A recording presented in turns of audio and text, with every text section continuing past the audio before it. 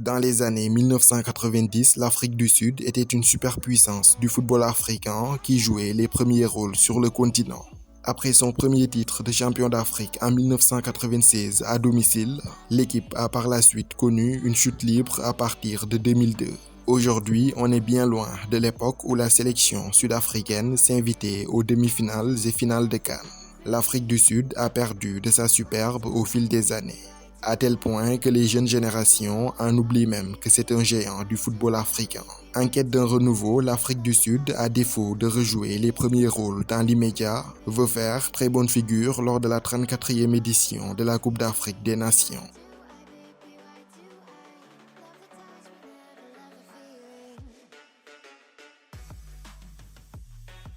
Pour leur 10e apparition en phase finale de CAN, ils seront logés dans la poule E, avec la Tunisie, le Mali et la Namibie. Les Bafana Bafana débuteront l'aventure par le Mali le mardi 16 janvier à 20h au stade Amadou Gon Coulibaly de Korogo. Lors de la deuxième journée, l'Afrique du Sud défiera son voisin namibien. Ce sera le dimanche 21 janvier 2024 à 20h. Avant de terminer par la Tunisie pour ce qui sera un remake de la finale de 1996, le mercredi 24 janvier toujours à Korogo. L'Afrique du Sud est sans doute la plus ancienne nation de football du continent africain. L'équipe a commencé à jouer ses tout premiers matchs dès 1862. En 1957, elle faisait d'ailleurs partie des membres fondateurs de la Confédération africaine de football avec l'Éthiopie, l'Égypte et le Soudan. En raison de nombreux désaccords avec les autres fédérations africaines, la première apparition de l'Afrique du Sud en phase finale de CAN attendra plusieurs années. Des désaccords dus notamment à l'identité du groupe ethnique qui composait la sélection sud-africaine. Dans un contexte de ségrégation raciale, les dirigeants sud-africains étaient réticents à l'idée de mélanger les blancs descendants d'Européens et les joueurs de couleur des populations autochtones, ce qui n'était pas conforme aux dispositions de la CAF qui exigeaient des sélections mixtes. L'Afrique du Sud connaîtra par la suite une longue période d'exclusion en raison de la ségrégation raciale qui sévissait au pays. En 1992, à la fin de ces tristes événements, le pays est réintégré à la CAF et à la FIFA. L'année 1994 marquera un tournant pour la sélection. Nelson Mandela, arrivé au pouvoir à la fin de l'apartheid, placera son mandat sous le signe de la réconciliation et de l'union nationale. Sous le magistère de Nelson Mandela, le pays va accueillir et remporter avec brio la Coupe du monde de rugby en 1995. Ensuite, en 1996, suite à un concours de circonstances favorables, la nation arc-en-ciel reprend l'organisation de la CAN. Initialement prévue au Kenya, la CAN leur sera retirée en raison de retard sur les travaux des stades. L'Afrique du Sud devint le pays hôte de la 20e édition de la plus prestigieuse des compétitions africaines. Les Bafana Bafana jouaient alors en cette année 1996 leur toute première CAN.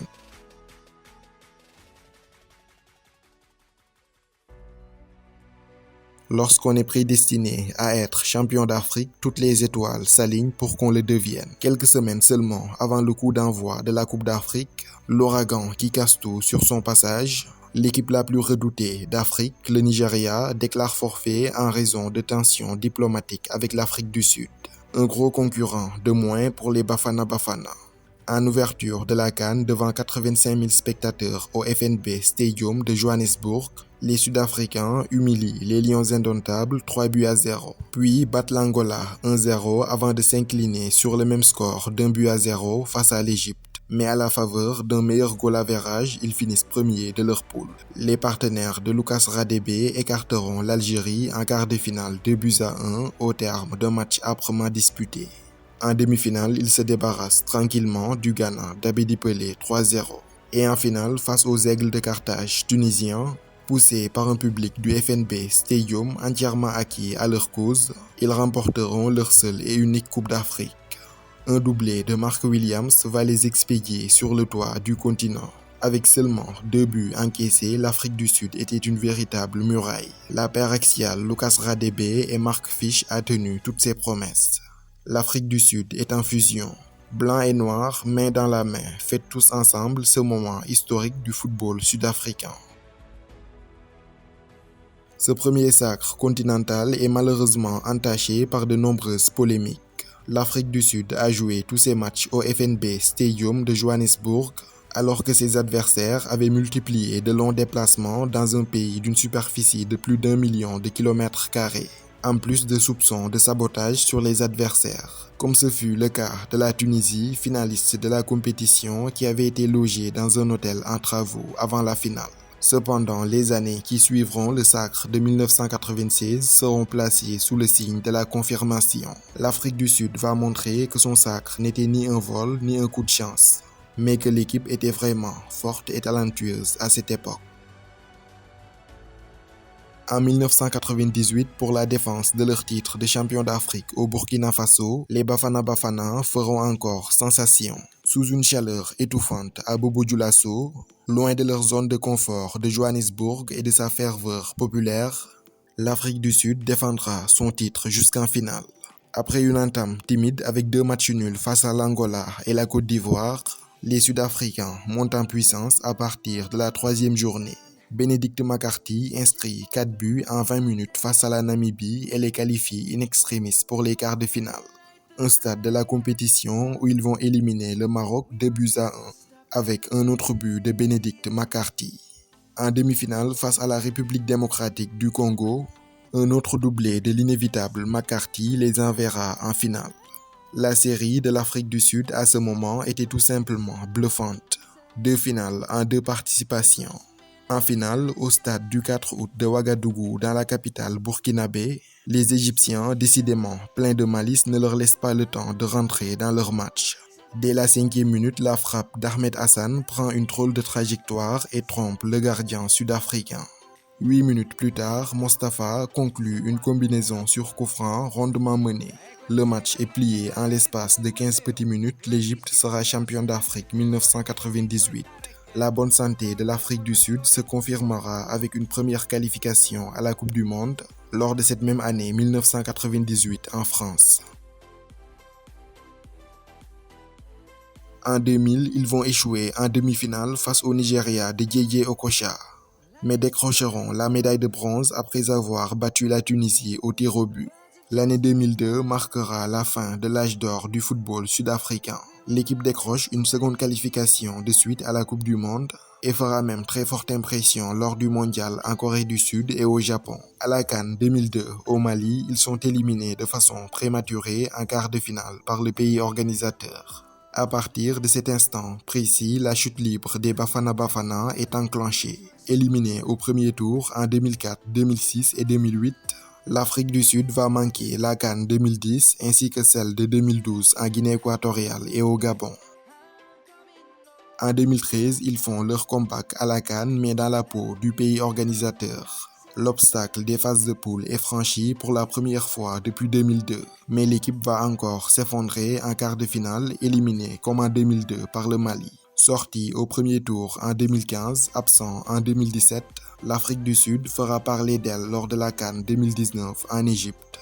Battue par le Maroc et la Côte d'Ivoire, la sélection se qualifie en tant que meilleure 3e. En 8e de finale, face au pays organisateur, l'Égypte, qui avait réussi un parcours sans faute en poule, 3 victoires en 3 matchs, qui plus est dans un stade international du Caire, plein comme un œuf, rempli de plus de 70 000 spectateurs, quasiment tous acquis à la cause des pharaons. L'affiche Égypte-Afrique du Sud semblait déséquilibrée. Les partenaires de Moussala dominent les débats mais se heurtent à un mur pendant très longtemps et se feront même surprendre à 5 minutes de la fin. Tembinkosi Lorch climatise le Caire avec un but inattendu. Le plan de Stuart Baxter fonctionne à merveille. L'Égypte est tombée dans le piège. L'exploit ne sera pas réédité en quart de finale, ils vont s'incliner dans les dernières minutes face au Nigeria. À la dernière CAN au Cameroun, l'Afrique du Sud n'était pas au rendez-vous. Pour remettre l'équipe sur le droit chemin, la fédération sud-africaine avait misé sur le Belge Hugo Broos, l'homme qui avait réussi à mener le Cameroun vers son 5e sacre continental en 2017 avec une équipe quasiment colmatée. L'entraîneur vétéran, âgé de 71 ans, a une très bonne connaissance du continent, en plus d'avoir des plans de jeu et des stratégies adaptées aux réalités de la CAN. Arrivé aux commandes de l'équipe en mai 2021, il les avait guidés vers un comeback à la CAN. Et tout récemment, son équipe était sur une série de 11 matchs sans défaite. mais aussi et surtout des résultats très intéressants face aux grands. Ils avaient infligé au Maroc leur première défaite en Afrique sous l'ère Walid Regragui, avant de tenir en échec la Côte d'Ivoire à Abidjan. Peut-être le signe annonciateur d'une belle aventure à la prochaine CAN.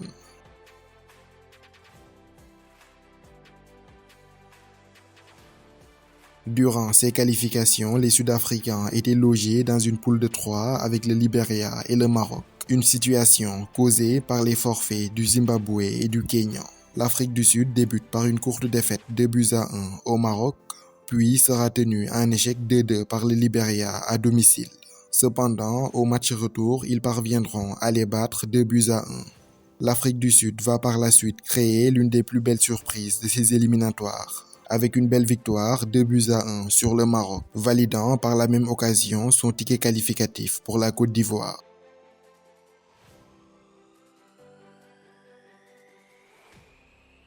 L'Afrique du Sud n'a pas une pléthore de joueurs évoluant au plus haut niveau en Europe, mais peut se targuer d'avoir l'un des tout meilleurs championnats du continent africain.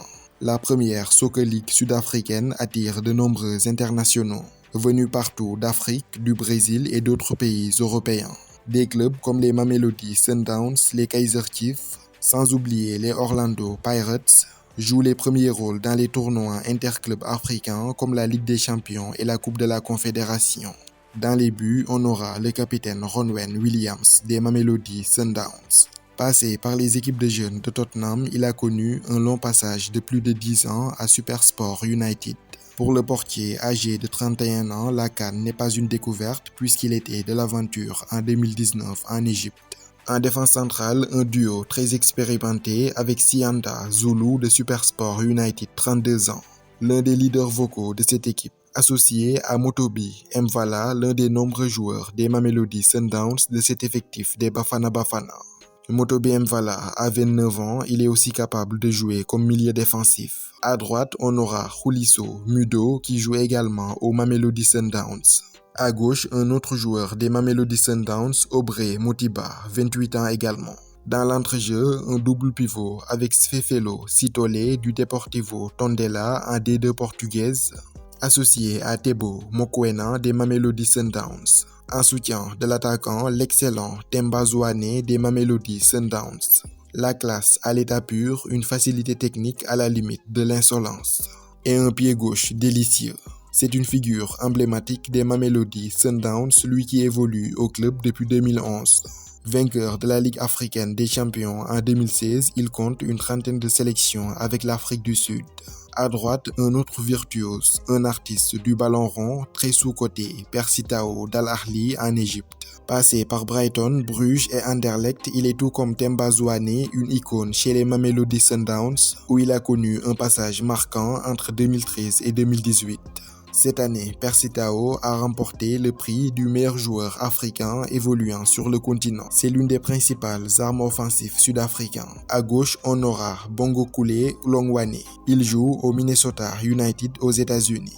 Et en pointe, on aura Evidence Magopa, l'une des stars montantes. 3 buts lors de ses 10 premières sélections, il joue aux Orlando Pirates dans les championnats sud-africains.